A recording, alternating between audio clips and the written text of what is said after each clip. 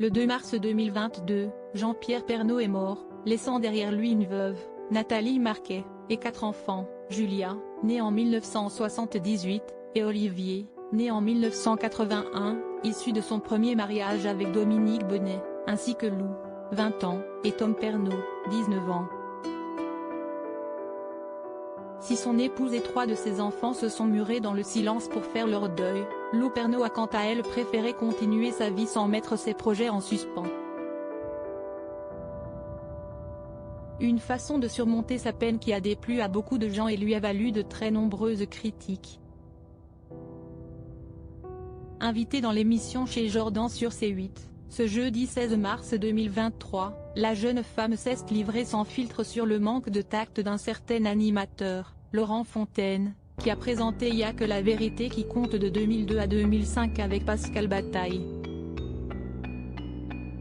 Sur le plateau de TPMP People il y a quelques mois, ce dernier avait en effet vivement critiqué la jolie brune. Je n'ai pas compris.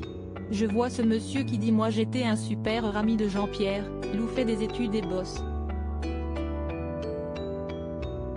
Pardon ? Alors déjà je suis en école d'architecture d'intérieur. Donc elle bosse la petite et en plus de ça monsieur ne connaissait pas mon père.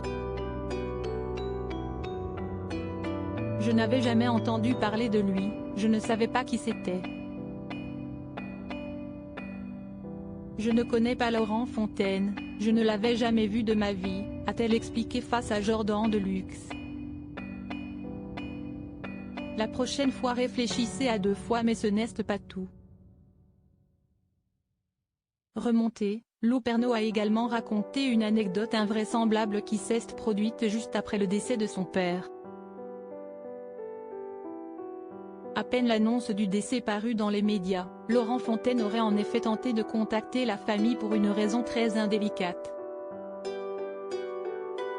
La seule fois où j'ai entendu parler de lui c'est parce que 5 minutes après la mort de mon papa, il a appelé ma marraine, qui est aussi la meilleure amie de ma mère, son agent etc., pour lui demander si ma mère pouvait faire une interview et parler de la mort de mon père.